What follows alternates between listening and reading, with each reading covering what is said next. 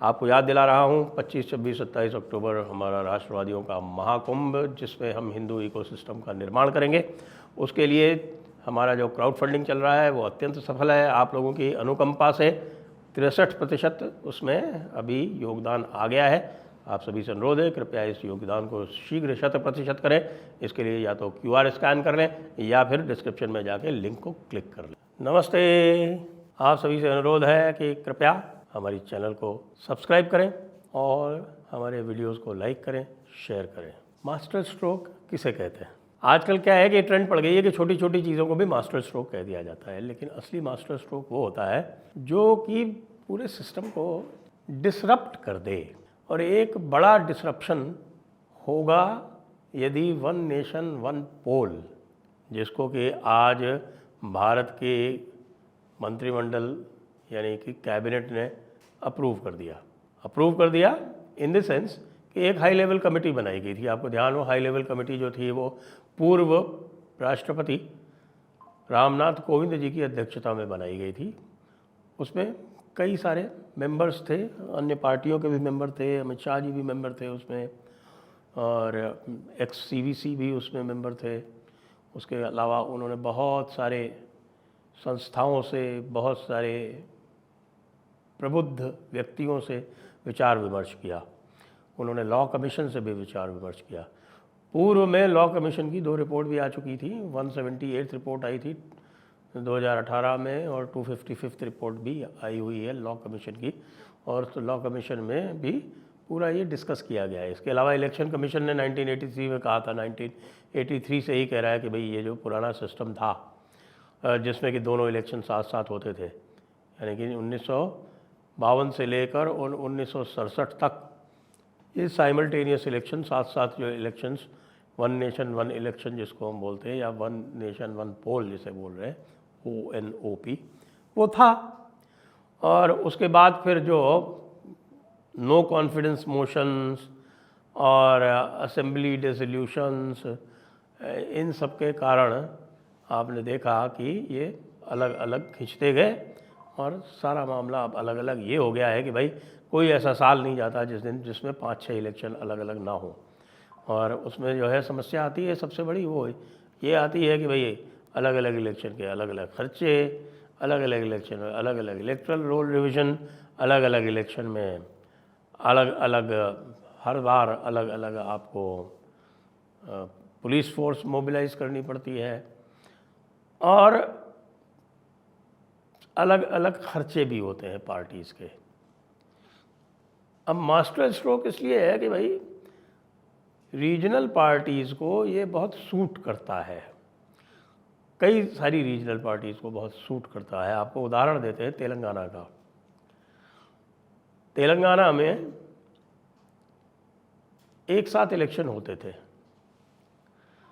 तेलंगाना में, और पुराने आंध्र प्रदेश की अब याद करें तो पुराने आंध्र प्रदेश में बहुत समय से एक साथ इलेक्शन हो रहे थे, साइमल्टेनियस इलेक्शन थे।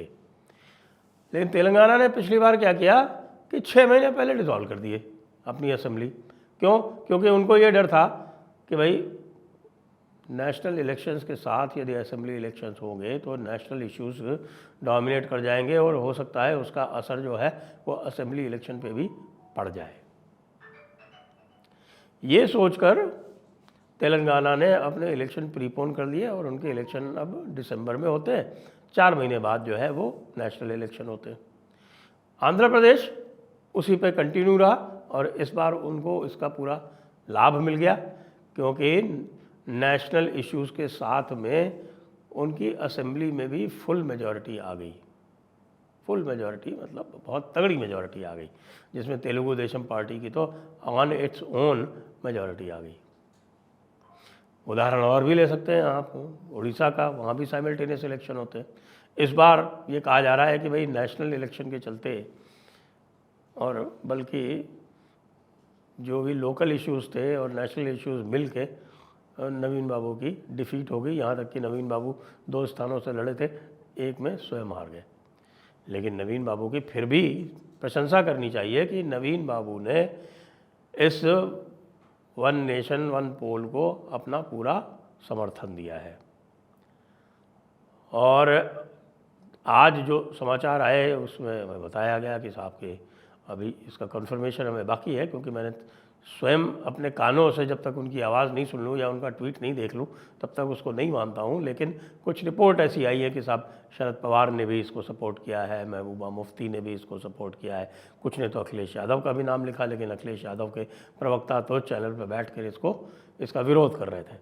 और ये समझने वाली बात है, क्योंकि अखिलेश यादव को ऐसे करना तो सपोर्ट चाहिए, क्योंकि इस बार देखिए वो जो नेशनल इश्यूज़ के साथ में जब नेशनल इश्यूज़ की बात हो रही थी तब उनकी 37 सीटें आ गई, लेकिन जब बाबा के खिलाफ लड़ेंगे और जब बाबा वर्सेस अखिलेश होगा और जब बुलडोज़र वर्सेस गुंडा राज होगा तब अखिलेश को समस्या आएगी, निश्चित रूप से समस्या आएगी।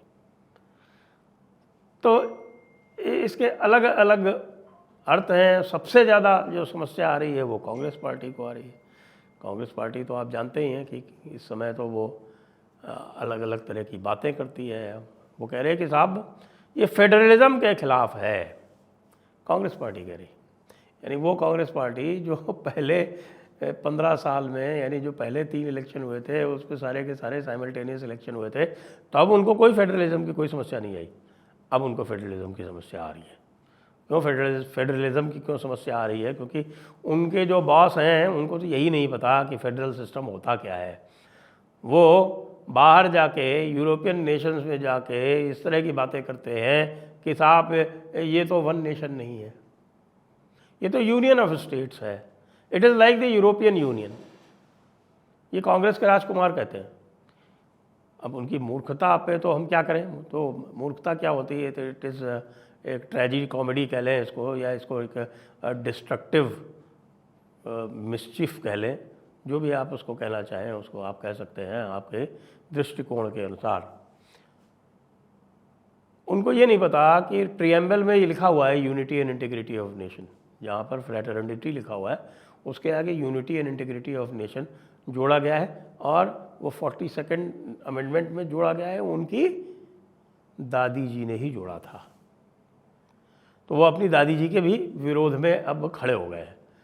अब यूनियन ऑफ स्टेट्स क्या होता है, वो आज मैंने एक ट्वीट किया था जिसमें मैंने स्पष्ट कर दिया था कि भाई डॉक्टर अंबेडकर ने यूनियन ऑफ स्टेट्स के बारे में क्या कहा था जब उन्होंने ड्राफ्ट कॉन्स्टिट्यूशन मूव किया था।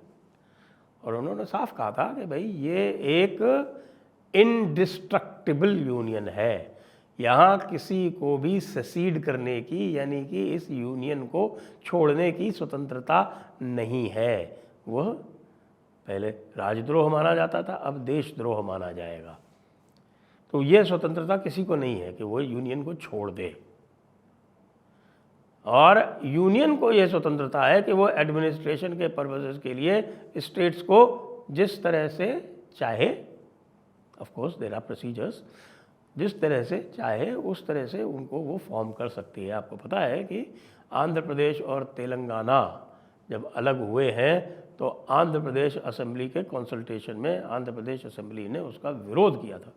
अभी आपने देखा होगा कि जम्मू कश्मीर का जब विघटन किया गया, लद्दाख और जम्मू कश्मीर में अलग अलग, और उसको जब चुनौती दी गई सुप्रीम कोर्ट ने, तो सुप्रीम कोर्ट ने यूनियन के, यानी कि सेंटर के इस अधिकार का पूर्ण रूपेण समर्थन किया। यहाँ वो कर सकते हैं, वो स्टेट को यूनियन टेरिटरी बना सकते हैं, वो यूनियन टेरिटरी को स्टेट बना सकते हैं, 2 यूनियन टेरिटरी को मिला के एक बना सकते हैं, एक स्टेट को एक स्टेट यूनियन टेरिटरी में बदल सकते हैं, या उसको 2 यूनियन टेरिटरी में बदल सकते हैं। ये पूरा असीमित अधिकार केंद्र को है।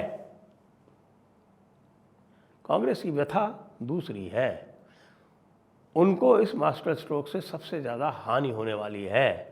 हानि इसलिए होने वाली है क्योंकि उनको यह लगता है कि वो जो उनका विभाजनकारी जो एजेंडा है वो एक राष्ट्रीय परिप्रेक्ष्य में कम असरदार होगा, जबकि यदि वो एक टुकड़े टुकड़े वाले परिप्रेक्ष्य में, जो टुकड़े टुकड़े चुनाव होते हैं, जी हाँ, मैं इनको टुकड़े टुकड़े चुनाव कहता हूँ, इस टुकड़े टुकड़े चुनाव में वो एक बारगी झटके से वो बच सकते हैं, उनको रिकवरी के चांसेस रहेंगे। कहने का अर्थ ये है कि उनको स्वयं को विश्वास नहीं है कि वो निकट भविष्य में कहीं भी केंद्र की सत्ता के पास आने वाले हैं, और जब उनको यह विश्वास नहीं है तब वो इस प्रकार के बेवकूफ़ी भरे ऑब्जेक्शन करते हैं। तो इससे क्या हुआ है, पूरी खलबली मच गई है, पूरी खलबली मच गई है, विशेषकर कई सारी रीजनल पार्टीज़ में, और विशेषकर जो इंडी अलायंस के जो अलग अलग घटक हैं उनमें सबसे ज़्यादा खलबली मच गई है। वो ये कह रहे हैं कि भाई ये क्या है, बल्कि कुछ ने तो लांछन लगाया कि भाई जो दूसरे इश्यूज़ हैं उनसे ध्यान भटकाने के लिए किया जा रहा है। तो भाई ध्यान क्यों भटका जाएगा इससे? जनता भी यही चाहती है कि रोज़ रोज़ इलेक्शन ना हो, तंग आ गए हम, एक बार में सारे निपटा दो। भाई एक बार इलेक्शन कर लो, उसी में हम स्टेट की भी वोटिंग कर देंगे, उसी में हम पार्लियामेंट की भी वोटिंग कर देंगे। अरे भाई सफलतापूर्वक हुई है ना, उड़ीसा का उदाहरण ले लीजिए, लगातार 5 बार से सफलतापूर्वक ये कार्य हो रहा था। इस बार भी सफलतापूर्वक हुआ, सरकार दोनों स्थानों पर चेंज हुई, एक ही तरह के रिजल्ट आए।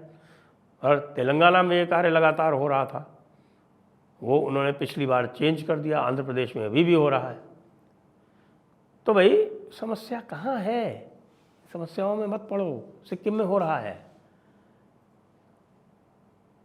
अब बिल्कुल समय आ गया है वन नेशन वन पोल का, जो उसके समर्थन में जो आर्ग्यूमेंट्स हैं, आपके खर्चे के, लॉस ऑफ जीडीपी के, इकोनॉमिक लॉस के, ये एडमिनिस्ट्रेटिव कन्वीनियंस के, ये बहुत बड़े आर्ग्यूमेंट हैं। और कोई भी देश यदि वो परमानेंटली इलेक्शन मोड में ही रहेगा तो वो काम कब करेगा, प्रोग्रेस कब करेगा? अब भाई भारत को यदि सबसे बड़ी इकोनॉमी बनना है 2075 तक, तो इस प्रकार के जो ये छोटे मोटे इरिटेंट्स हैं वो तो हटाने ही पड़ेंगे। ये अलग बात है कि वो बन गया है एक मास्टर स्ट्रोक। जय हिंद, जय भारत, वंदे मातरम।